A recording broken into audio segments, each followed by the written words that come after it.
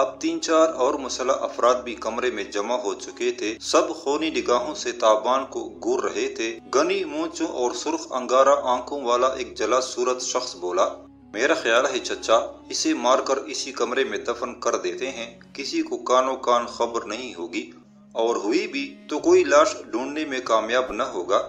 एक शख्स ने दीवार से दूसरी कुल्हाड़ी उतारी और गुस्से से बेकाबू होकर ताबान पर टूट पड़ा। ताबान ने देखा, खूबरू औरत जो अब तक सहमी खड़ी थी, चीखें मारती हुई दूसरे कमरे में भाग गई। कुल्हाड़ी का एक बार दीवार पर पड़ा और दूसरा ताबान के कंधे पर।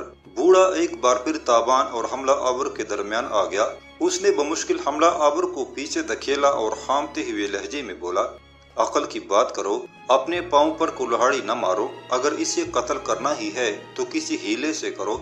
एक शख्स जो सूरत से निस्बतन मामला फहम दिखाई देता था आगे आया और सनसनीखेज अंदाज में साथियों को समझाने लगा, बाबा ठीक कह रहे हैं, इसे हीले से मारना चाहिए। साफ नजर आ रहा है कि ये नशे में है। इसे जबरदस्ती और शराब पिलाओ, बिल्कुल मदहोश हो जाए तो बाहर सड़क पर डालकर ऊपर से घोड़ा गाड़ी गुजार दो। यही समझा जाएगा कि नशे में मदहोश हादसे का शिकार हो गया है। वो लोग बड़े इत्मीनान से ताबान के सामने उसके कत्ल की मंसूबाबंदी कर रहे थे। उनके हाथों में चमकते हथियार थे और चेहरे गुस्से से तिमतिमाए हुए थे। उस वसी व अरीज मकान में उन्होंने खून आशाम बेड़ियों की तरह ताबान को घेर रखा था। अब उनकी तादाद 10 तक पहुंच चुकी थी। उनमें 4 तो अपनी लिबास से अहले खाना नजर आते थे और बाकी वफादार मुलाजिम और गुलाम थे। ताबान के कत्ल की मंसूबाबंदी जारी थी। कुल्हाड़ी बरदार जोशीला नौजवान अपना पैमाना सब्र फिर चलका बैठा। वो अपने बुजुर्गों के अकब से निकला और मुगल्लज़ात बकता एक बार फिर ताबान पर झपटा। इस मर्तबा उसके हमले में पहले से ज्यादा शिद्दत और वहशत थी। उसे हमला आवर देखकर एकाएकी दूसरे अफराद भी खुद पर काबू न रख सके। वो सब के सब हथियार लहराते ताबान पर झपटे। ताबान समझ गया कि अब उसे जान बचाने के लिए भरपूर मुज़ाहमत करना होगी। उसने कुल्हाड़ी के 2 वार बचाए और पेश कबस खींचते हुए खिड़की की तरफ जस भरी। फूलदार रंगीन शीशे को चिकनाचूर करते हुए वो दूसरे कमरे में गिरा और उठकर जीनों की तरफ भागा, मगर वहाँ पहले से 2 मुसल्लह अफराद पहुंच चुके थे। एक शख्स ने वहशियाना अंदाज में उसे बर्ची में परोना चाहा, लेकिन उसे मालूम नहीं था कि उसका वास्ता मकदूनी फौज के एक बेमिसल जंगजू से है।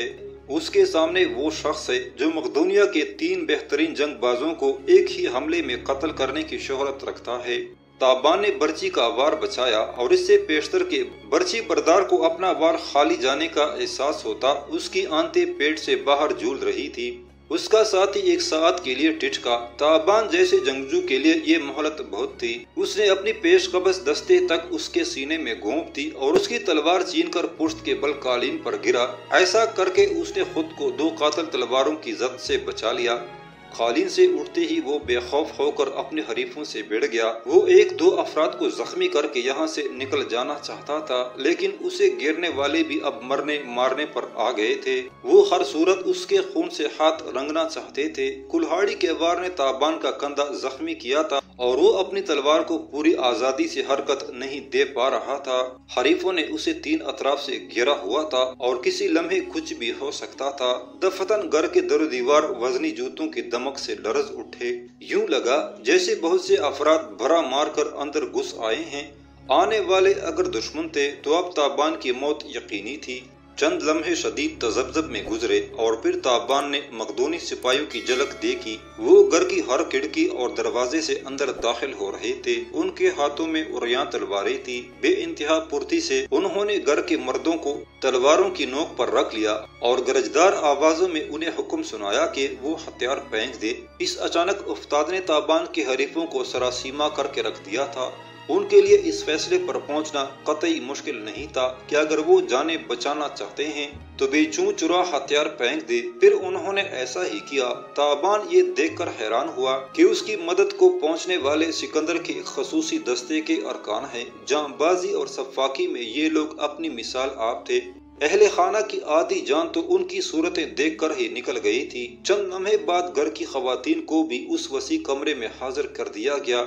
उनमें अफशानदा भी शामिल थी। ताबान ने दस्ते सालार को हिदायत की कि अहले खाना से नरमी का सलूक किया जाए और उनमें से किसी को कोई गजन न पहुंचे। تابان کے ہاتھوں زخمی ہونے والے ایک شخص کو تابان کی ہدایت پر فوراً شفاخانے روانہ کر دیا گیا۔ تابان اپنے مددگاروں کی آمد پر کچھ زیادہ حیران نہیں ہوا۔ اب اس کے لیے یہ سمجھنا مشکل نہیں تھا کہ پچھلے چند روز سے اس کے تعاقب میں رہنے والے یہی مددگار تھے۔ یقینی طور پر سالار اعظم نے انہیں ایسا کرنے کی ہدایت کر رکھی تھی۔ انہوں نے تابان کی ہر نقل و حرکت پر نگاہ رکھی ہوئی تھی اور یہی وجہ تھی کہ وہ بروقت اس مکان میں داخل ہوئے تھے۔ یہ بات جان کر تابان کو خوشگوار احساس ہوا کہ وہ سالار اعظم کی نگاہ میں اس قدر اہمیت رکھتا ہے۔ اگلے روز دربار سے پہلے سکندر نے تابان کو خلوت میں طلب کیا۔ تابان سکندر کے سامنے پیش ہوا تو وہ ابھی صبحانے سے فارغ ہوا تھا۔ خدام دسترخوان سے سونے چاندی کے برتن اٹھا رہے تھے اور وہ خود نشیز سے ٹیک لگا کر دانتوں میں خلال کر رہا تھا۔ تابان کو دیکھا تو سکندر سیدھا ہو کر بیٹھ گیا۔ تابان نے تعظیم پیش کی اور سکندر کی ہدایت پر قریب ہی ایک نشیز سنبھال لی۔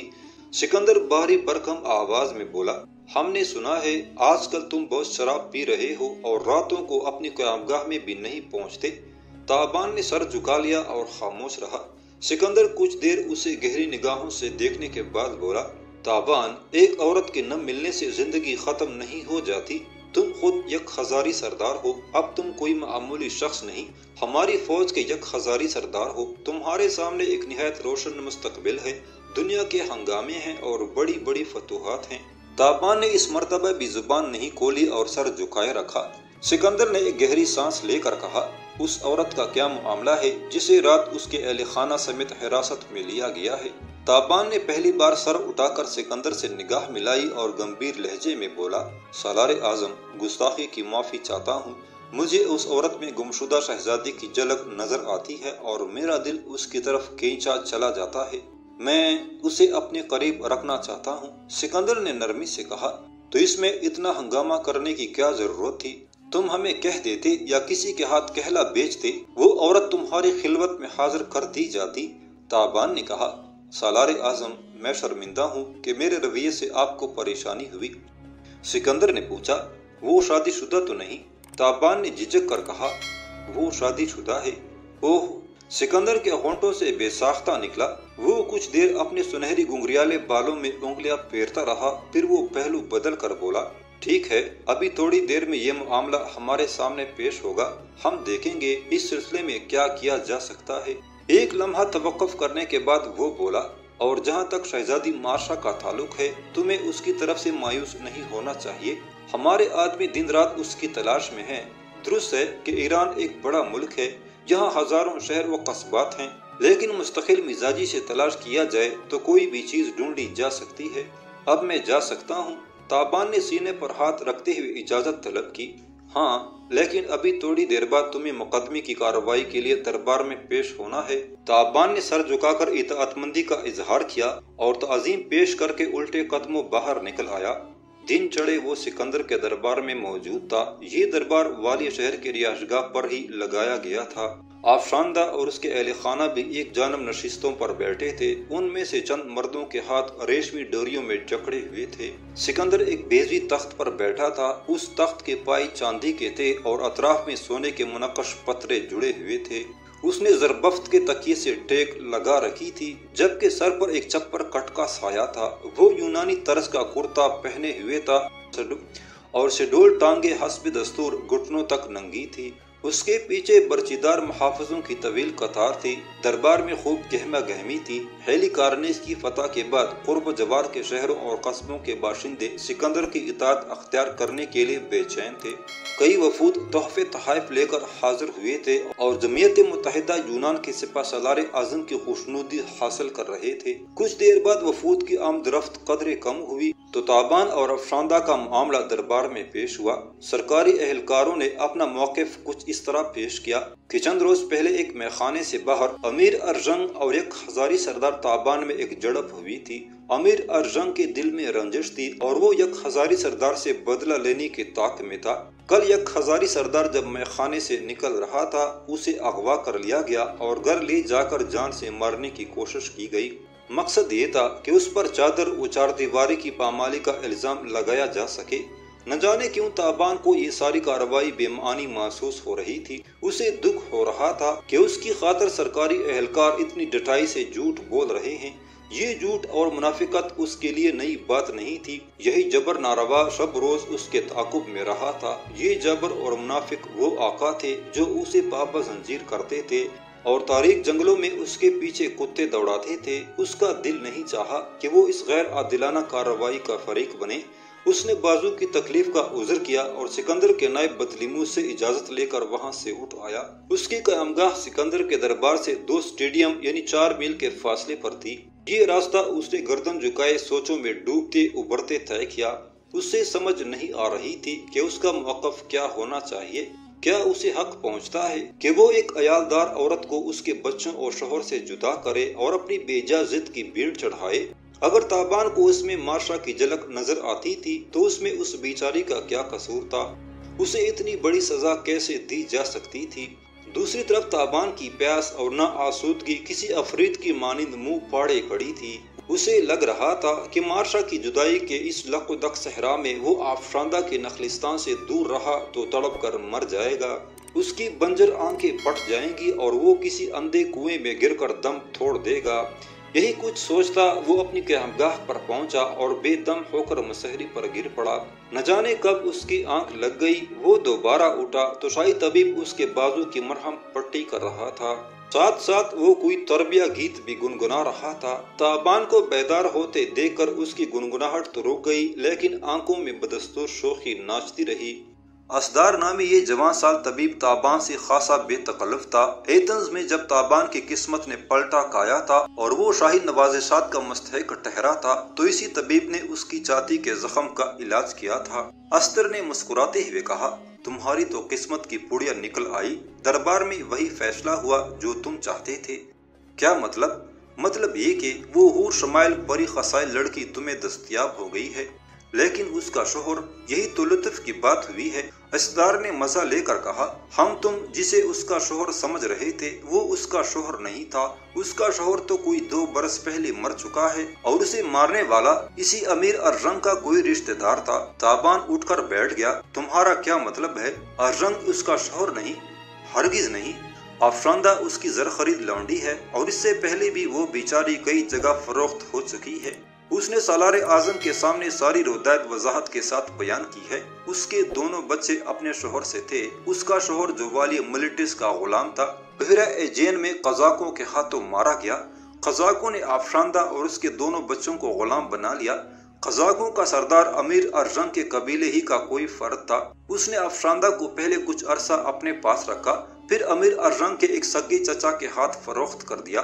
آفشاندہ کوئی 1.5 برس تک دیہی علاقوں میں اس اذیت پسند آقا کی ملکیت رہی۔ آخر اس نے اوپر تلے کئی بار خودکشی کرنے کی کوشش کی تو اس شخص نے اسے شہر لا کر اپنے بھتیجے ارجنگ کے ہاتھ فروخت کر دیا۔ دونوں بچوں سمیت آفشاندہ کی قیمت 150 ٹیلنٹ طے پائی۔ اب پچھلے نصف برس سے آفشاندہ ارجنگ کے پاس تھی۔ ارجنگ کا باپ آفشاندہ کے حسن سلوک اور فطری ذہانت سے بہت متاثر تھا۔ وہ بیٹے پر زور دیتا تھا کہ وہ آفشاندہ سے شادی کر لے۔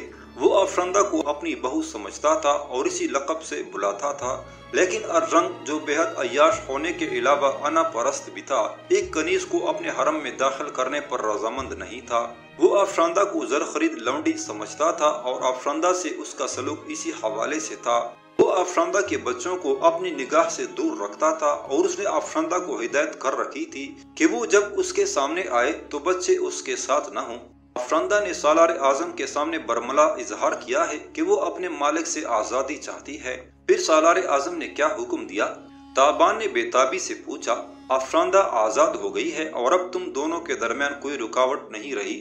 تابان کے چہرے پر ایک معصوم خوشی نمودار ہوئی، لیکن اگلے ہی لمحے یہ تاثر گہرے فکر میں ڈوب گیا۔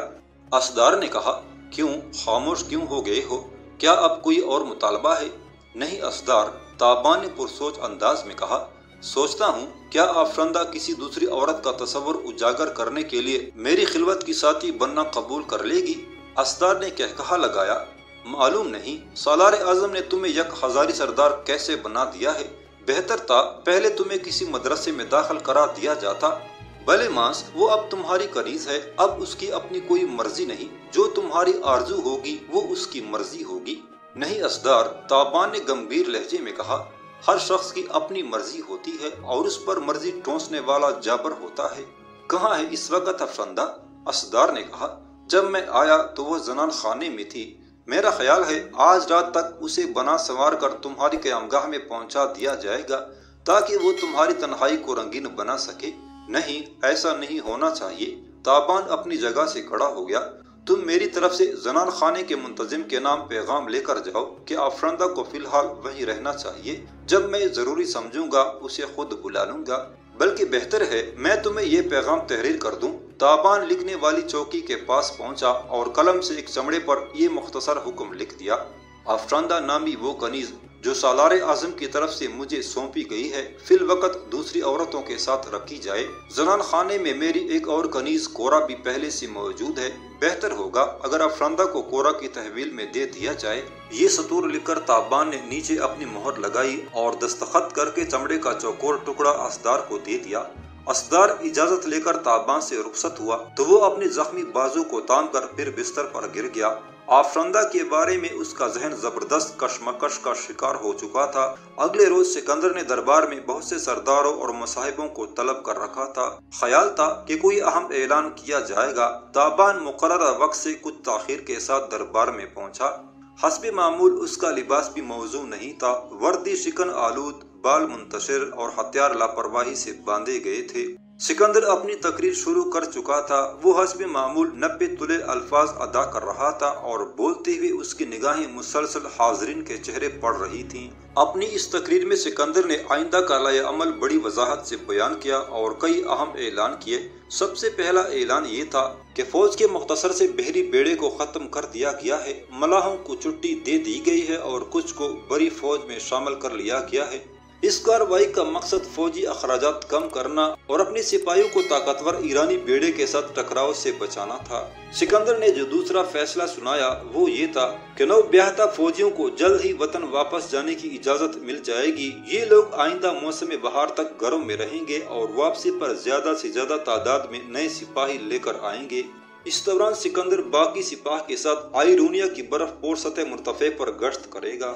سلسلہ ہائے کوہ میں جو قبائلی آباد ہیں انہیں زیر کرنے کی کوشش کی جائے گی تاکہ اس سے پہلے کہ ایرانی افواج سے کوئی بڑی جنگ ہو قرب و جوار کے علاقوں کو مطیع کر لیا جائے۔ اس کے علاوہ بھی مختلف فوجی امور کے بارے میں اور عام اور خصوصی فیصلے کیے گئے۔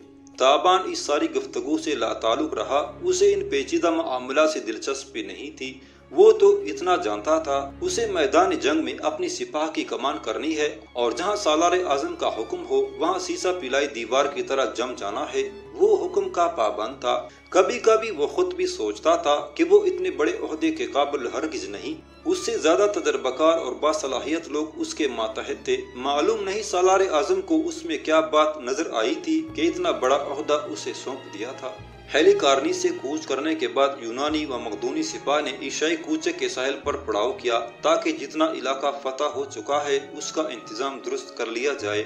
نو بیاہتا سپاہیوں کو رخصت پر وطن بیچ دیا گیا۔ سکندر نے آزمودہ کار پیادہ فوج کا کچھ حصہ ساتھ لیا اور ایران کے اندرونی حصے کی طرف روانہ ہو گیا تاکہ برفستانی سطح مرتفع پر تسلط قائم کر سکے۔ سکندر کے ساتھ جانے والی فوج میں تابان کا دستہ بھی شامل تھا۔ یونان سے روانہ ہونے کے بعد سکندر کے سپاہ کا واسطہ سمندر سے رہا تھا یا ساحلی علاقوں سے۔ اب ان کے قدموں تلے برفیلی زمین آئی تھی اور انہوں نے برف پوش ٹیلوں کا نظارہ کیا تھا۔ طبیعتوں پر چھائی ہوئی اکتاہٹ خود بخود دور ہونے لگی تھی۔ وہ انجانے علاقوں سے گزر رہے تھے اور نئے نئے لوگوں سے ان کا واسطہ پڑ رہا تھا۔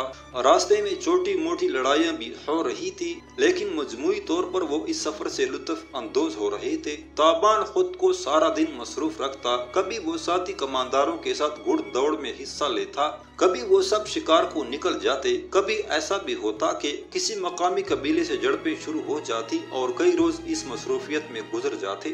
شام کو تابان تکا ماندہ اپنے خیمے میں لوٹتا اور نڈھال ہو کر بستر پر گر پڑتا۔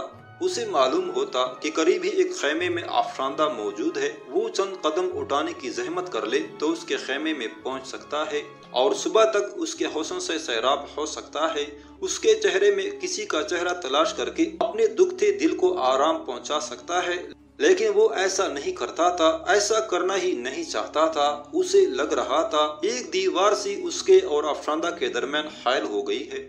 یہ ایک ابر آلود سا پہر کا ذکر ہے तेज बर्फीली हवा हड्डियों को काटती हुई गुजर रही थी। सिकंदर और उसकी प्यादा फौज ने सिर्फ एक रोज कबल इस कोहिस्तानी सिलसिले के मशहूर शहर गोरडीन पर कब्जा किया था और अब वो लोग शहर में गश्त कर रहे थे। सिकंदर एक शानदार रथ में सवार था, उसके अकब में कई और रथ थे, उन पर कमांडर और मसाहिब दर्जा बदर्जा सवार थे। सबसे आखिर में घुड़सवार दस्ता था। एक ऐसा ही चमकता दमकता दस्ता सिकंदर के आगे आगे भी रवां था। शहर की मर्द जन सड़कों पर दो रोया खड़े थे और मकानों की छतों और बालकोनियों पर झुके हुए थे। उनके चेहरे तासुरात से आरी थे। वो ज्यादा जोश खरोश का मुजाहरा कर रहे थे और न ही खौफजदा थे। सिकंदर का रुख गोरडीन के उस कदीम माबद की तरफ था जिसके बारे में एक देरीना कहानी मशहूर थी।